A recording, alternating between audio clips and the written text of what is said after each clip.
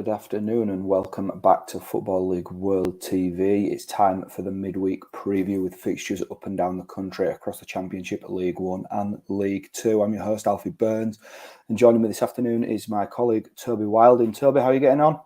Yeah, good, thanks. Really buzzing after last night, just hoping my voice holds out for the whole show after 90 plus minutes in that Blackburn end.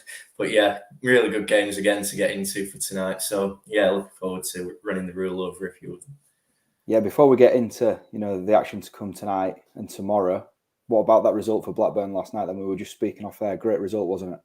Yeah, huge result. I mean, I think, coming into that game after what was a poor performance and poor result at Hull last midweek, and then obviously you knew Britt Diaz wasn't going to play because he was away on international duty, and then and Joe Rothwell obviously came out in the lead up to kick-off. He didn't feature because of a back injury, so that's two key players they were out, so the pressure was there, and to sort of grind out a result like that, you didn't see that response, that resilience from Blackburn teams of the past. So that will really get the fans believing again this season. And got to say, delighted for Sam Gallagher with his goal. Stepped up massively in the absence of Britt Diaz and really deserved it. Ran himself into the ground all night, and I think also most importantly, best wishes to the fan involved in that medical emergency. Good to see. It sounds like they're okay. Absolutely. That was last night, but tonight we've got a packed schedule. We're going to run you through 6 fixtures from across the Championship, League 1 and League 2. And before we get started, just a reminder that we're streaming across Facebook, YouTube and Twitter this afternoon. So if you want to get in touch with us, get yourselves in the comments and let us know if you go into a game, score predictions for any of the games we're discussing. And we're going to kick things off with the Championship.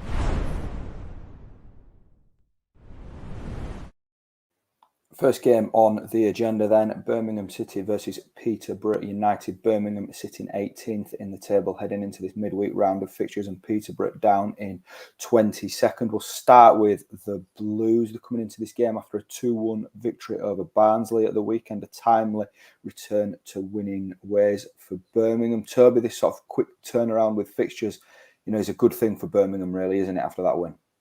Yeah, definitely. I mean, you sort of look at the run of fixtures they're on at the minute. This is, when you consider their position in the table, this is sort of the second in a run of 3 really big games for them. They had Barnsley at the weekend and they managed to get the win out of that. They've got another side who was sort of, in that relegation mix in Peterborough tonight, and then Derby at the weekend. So that's it's the 3 sides in the relegation zone. And after sort of the run of results Birmingham had been on coming into the weekend, it was really important that they got some wins from those 3 games when the opportunity presented itself to sort of ensure that they didn't get dragged into that bottom 3 picture even more significantly over the next sort of week or so. And obviously they started perfectly against Barnsley in the weekend in terms of getting that result, and now obviously there's the momentum there for them to build on, and having got a win over the Tykes, they'll feel that up against another side in sort of similar position to their opponents from the weekend. They're in a strong position to sort of get another 3 points here this evening, and that'll obviously give them a lot more belief to kick on and sort of have that confidence for the rest of the season that they certainly do.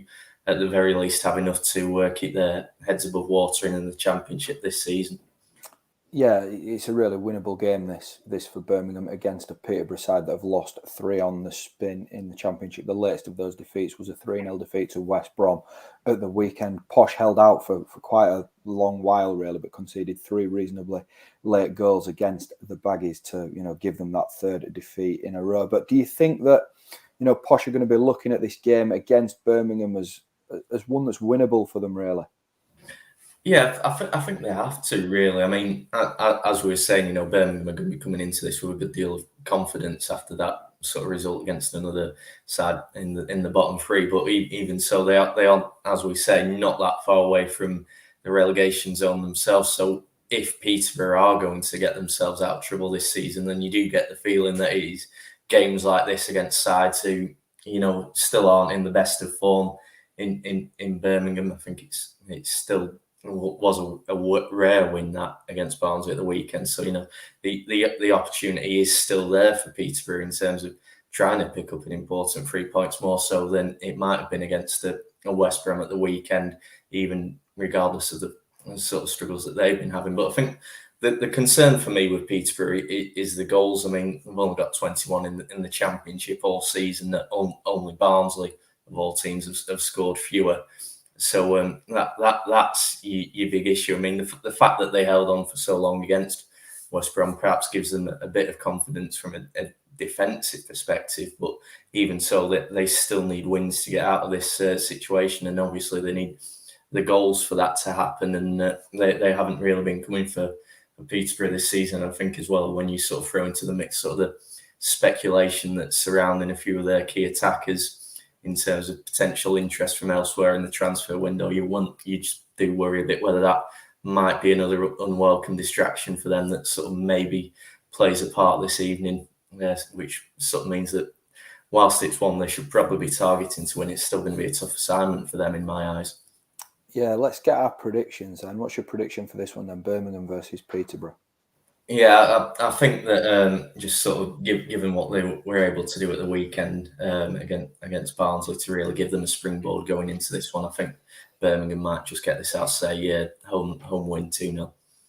Yeah, I fancy Posh to get something, from this game. I've gone 1-1, which I appreciate is sitting on the fence a little bit, but I don't think that that's a bad result for Posh, and I don't think it's a bad result for Birmingham really after the win, at the weekend against Barnsley. Next up, we're going to discuss Barnsley. They travel to the East Midlands to take on Nottingham Forest, who are of course 8th in the table at the minute after their East Midlands derby victory over Derby County at the weekend. We're going to start with Forest before we get into Barnsley. Forest are going to be full of confidence. They've had a really good start to 2022 across the FA Cup and the Championship, and coming up against Barnsley, who are bottom of the table, this midweek, Toby. They've got to be heavy favourites, haven't they, Forest? Yeah, you'd think so. I mean, looking at the way they continue to play under Steve Cooper at the minute, I mean, he has just sort of got them clicking in that way that they haven't been before his arrival. They're playing well, they're slick, they're good on the ball, and they're getting those results. And I mean, obviously the City ground should be absolutely bouncing tonight after a win over Derby of all teams at the weekend, and coming into this one off the back of that result against a side who, as you say, bottom of the table, and as we'll probably touch on in a minute, just can't seem to get a win from anywhere really. Forest have to be firm favourites. They'll be confident looking at that they should be getting a result here. And really, if they are going to make that break into the top 6 this season, as they'll probably think they should be doing given the way they've been going recently, then this is absolutely a game that they should be taking 3 points from. Yeah, absolutely. Barnsley rooted to the bottom of the table, and for me, they just cannot get going whatsoever. Even looking back to December, a decent draw against Huddersfield, a decent draw with West Brom throughout the month, but they're failing to sort of turn those draws and using them as a springboard to go and get that win. And really looking at this fixture, you can't really see, or I can't anyway, see Barnsley sort of getting that win that's evading them at the minute, particularly against a Forest side that's playing so well at the minute under Steve Cooper. Would you agree with that, Toby? Yeah, absolutely. I mean, you sort of look at them under Asbaghi. There has been sort of signs of improvement. I think he said it himself after the Birmingham game. But as we were sort of touching on with Peterborough just before, that still for Barnsley should have been more of an opportunity for them at St Andrews against the Birmingham side who weren't in great form themselves. There was a bit of talk about the pressure under Lee Bowyer was under there at Birmingham. That seems to have been sort of dismissed as it is anyway. But yeah, that might have opened up an opportunity for Barnsley there to take advantage of another team who were struggling themselves to maybe try and get a 3 points that would have given them something to build on, and they just couldn't really take it. And obviously, as we've been saying, Forest really with the form there and in the way they're playing at the minute should be an even bigger challenge for Barnsley tonight than Birmingham were at the weekend. And so with that, it just looks like it's going to be a huge mountain for the Tags to overcome if they're going to get anything here really. I mean, I still sort of go back to the FA Cup tie against Barrow earlier this season and how hard work they made of that. And, that sort of still looks pretty ominous to me in terms of what the sort of prospects of picking up wins in the second half of this season. And that result against Birmingham didn't do anything to change that against another side where they might have, viewed it as a decent chance to get something, and they really didn't take that. So yeah, it looks like it could be a long evening for Barnsley tonight. Go on then, Toby. Let's have your prediction for this one: Forest versus Barnsley. Yeah, as we've been saying, so this should be a home win for Forest all day long. I'll say 3-0. Yeah, I don't know if you've got a copy of my notes, but I've got 3-0 down as well. Elsewhere in the Championship, QPR versus Swansea City. It's 4 league wins on the trot for QPR heading into this one.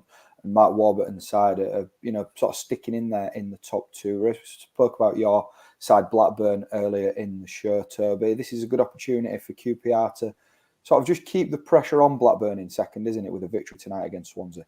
Yeah, absolutely. I mean, you sort of look at the table, and in reality, I mean, QPR might be 4th, but as it happens, the top 2 spot is theirs to lose. They've played 2 games less than Blackburn in second, 1 game less than Bournemouth in third, and if QPR go and win those 2 games in hand, then that puts them into the automatic promotion places, which is a huge credit to them. How they've almost sort of quietly gone under the radar. I mean, they've always been playoff contenders for quite some time now, but no one's really been speaking about them when it comes to the automatic promotion picture. But when you sort of look at it in that respect, then they are right in that mix, really. And that's all credit to the job that Mark Warburton's done there, going back even to last season, when I think you probably have to say QPR deserve a bit of credit for sticking with him, because sort of the midway point last season, they were really struggling, and it did seem as though Warburton was under a bit of pressure, and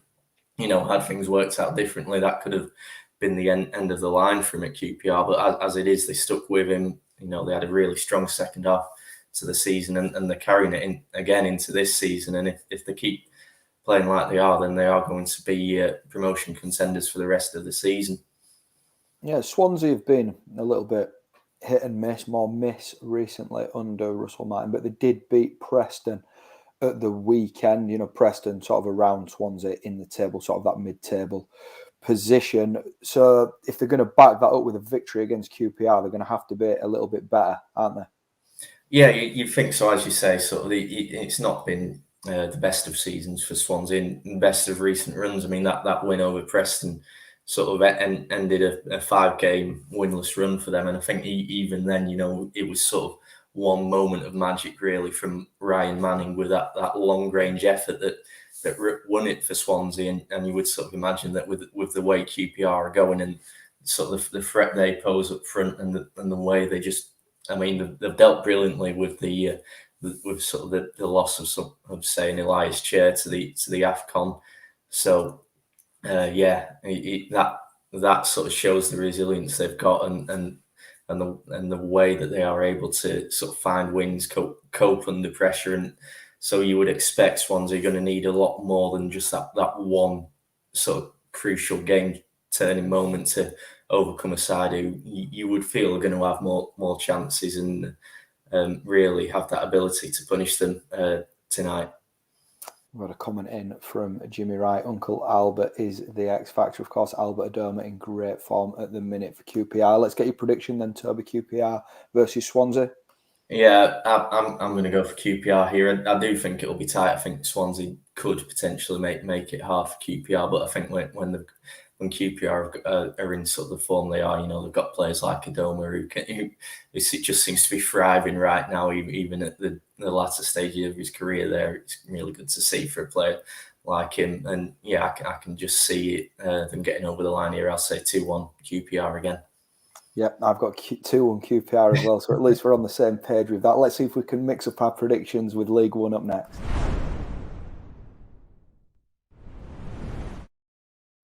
And the first League One fixture we're going to look at is AFC Wimbledon versus Ipswich Town. We're going to start with the Dons. It's 3 draws on the spin for Wimbledon at the moment, and there's no league win since early December for them. Sort of looking at Wimbledon at the minute, that they're sort of not being like a bit like Barnsley, not being able to turn these draws into wins. It's pretty like getting to the point where they're much needed to get a win now, isn't it, Toby?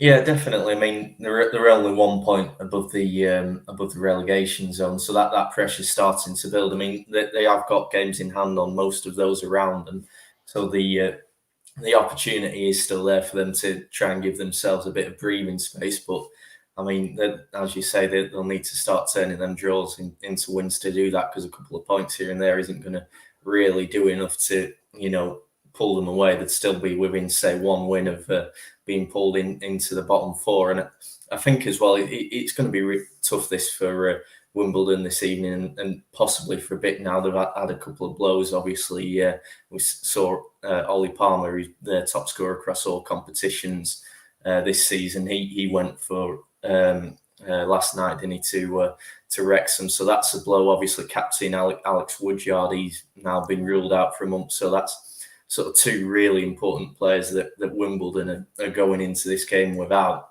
and it's going to be tough, I would imagine, for them to deal with their absences against an Ipswich side who were starting to really come together a bit more under McKenna. If you look at sort of results, so yeah, it's one of them. This Wimbledon, they do really need a win, but I don't know how good a chance they have of getting that, if I'm being honest.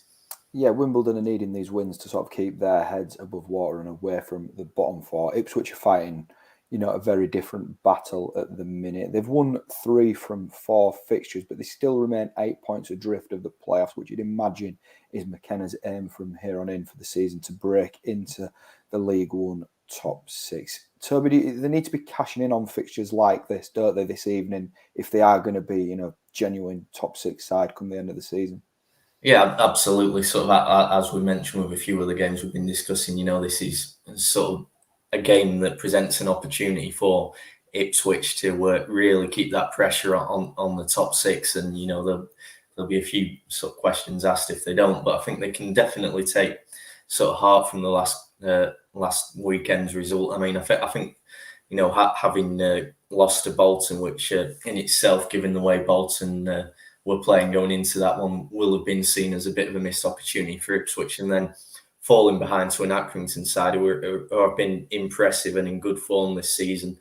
On Saturday, to come back and get a win out of that game and get themselves back on track under McKenna, as you say, 3 wins from 4 under him. That's a good start to life at Portman Road for him, and the fact that they were able to sort of recover from that setback and get themselves back on that right track quickly after a defeat the week before is a really promising sign for sort of the way he's got them playing and sort of the belief he's instilled in that side. And so with that, you would feel that there ought to be a confidence and an expectation there that even being on the road, they should be targeting all 3 points here, as teams in their position should be doing if they are going to make it a playoff place this season.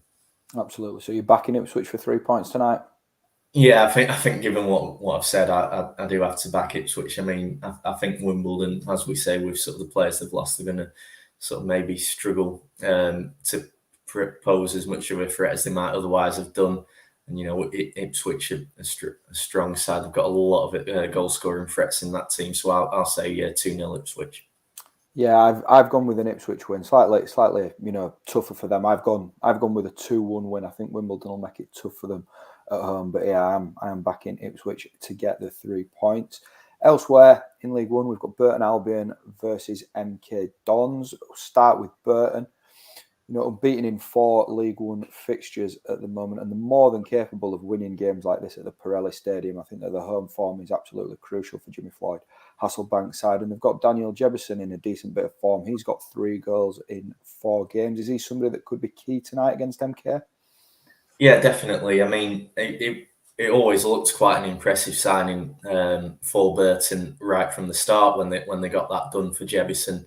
And, it was a bit of a slow start, really, to life at Burton for him, sort of in terms of goals. But as you say, he's really coming to the fore now. And I think for any striker, the more you score, the more confident you are and the more likely you are to get in those positions and add to your tally. And I think for Jebison in particular, as you say, working under Jimmy Floyd Hasselbank, I mean, what a manager that is for a young striker learning his trade to be working under. I mean, there's not many you could probably ask for more from in terms of what you can learn from them. And so, yeah, that's worked out really nicely for him in terms of, getting that link up. And I'm sure Sheffield United are going to be really pleased and excited with the way he's going. But for now, his focus has got to be on Burton, and he really is stepping up to the fore. And I'm sure he's sort of relishing being that key man for them now. And this is another opportunity for him to really show what he can do against another side who, if Burton are going to make that sort of leap into the playoffs, taking points off in MK Dons is going to be a massive sort of scout for them, with obviously the Dons being one of those who are well in the top 6 picture at the minute. Yeah, Burton down in 11th at the minute, and MK are sitting at 5th in the table, but they slipped up quite badly at the weekend, losing 1-0 to relegation threatened Doncaster Rovers. That was a real shock result, really, in League One. How are you expecting that to impact MK? Yeah, I mean, it was sort of the proverbial coupon buster, that one, I guess. I mean, and that'll have hit MK Dons hard, I would imagine. Everyone will have been expecting them to win that, and being the first, I think the first side to lose at home to Doncaster this season. You never want to be the one that sort of ends that sort of run, that sort of record. So yeah, it'll be disappointing for them. There's no doubt about that. But results like that can happen this season. This is football, and this is the EFL, where any team really can beat anyone. So I'm sure MK Dons will be aware of that, and if anything, they've got to now use that as motivation to sort of push on and bounce back from that this evening. And we've sort of seen just over the course of the campaign, they've been able to deal with a lot of sort of setbacks. They lost managers and key players over the summer, and they dealt really well with that. And I think, given, as we say, this sort of individuals that we saw them lose, the way that they recovered from that to then really push on and perhaps exceed a few expectations in mounting this push for the playoffs, mean that they should be more than confident of sort of recovering from one setback such as the one that they had at the weekend. We've seen Harry's prediction. He's fancying MK to get back on track. What's your prediction, Toby? Oh, it's a really tight one. This I think I'm going to hop on the fence for this one, because, like I said, both teams have got a lot of quality. Burton in form, MK Dons needing to bounce back, so I'm going to go for 1-1. Yeah, I've got 1-1 as well. I think that Burton at home, in particular, can fancy a result in this game, and I don't think there's actually as much between these two sides as the table maybe suggests, given the gap between them at the moment. And I think that we might see that gap shrink during the second half of the season. Right, let's get into League Two.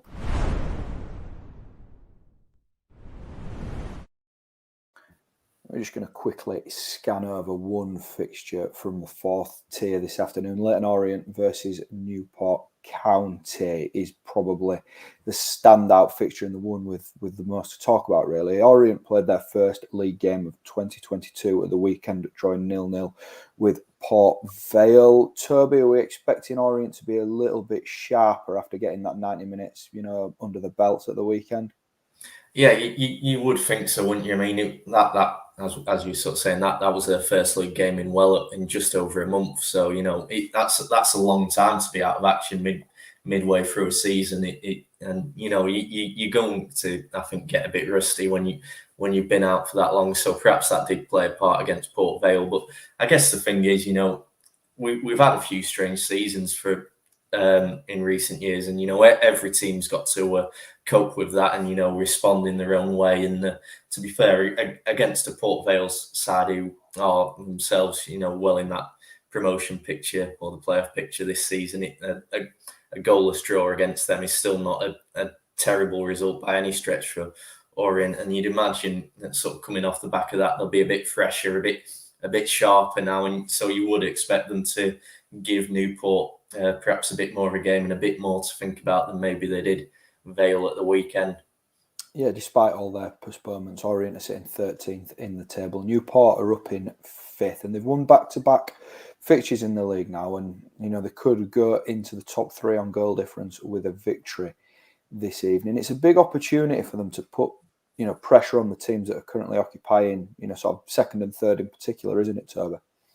Yeah, definitely. I think that's something that Newport will really want to do. I mean, we've seen them sort of get into this sort of automatic promotion race over the past few seasons and never really been able to make that final step and get into that top three come the end of the campaign. And then that's sort of cost them a bit in terms of not them being able to see promotion through via the playoffs. So for them, you imagine now they want to get this done automatically. And, they've had the novelty of the playoffs. That's gone. It's not worked for them.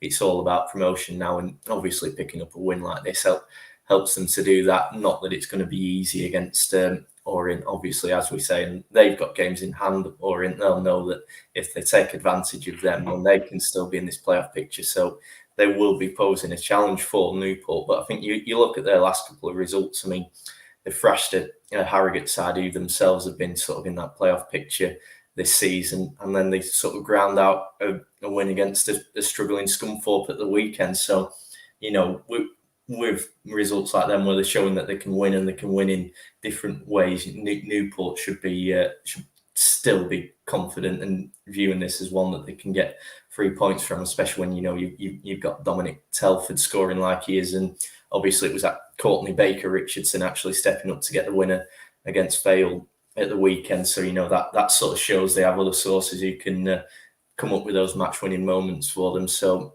with that in mind, there's got to be, you would imagine, a bit of a confidence in Newport that they can still get the 3 points here that would really do them a favour in terms of lifting them up into the top three.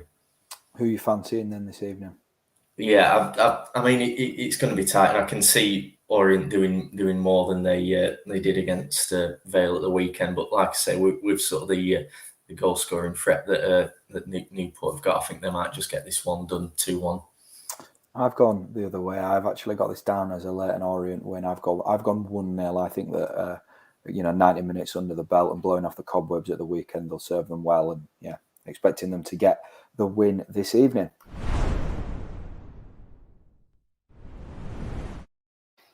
And that concludes the midweek preview. Nice and quick from me and Toby. Thanks to Toby for joining me, and thanks to everybody that's got themselves in the comments and got in touch with us and got themselves onto the show. It's always great to hear from you. Coming up later today on Football League World TV, we've got the EFL transfer zone. Things really hotting up across all three divisions. So Sam Rock's going to be running you through all the latest rumours and done deals. So make sure you tune in for that. But until next time, take care.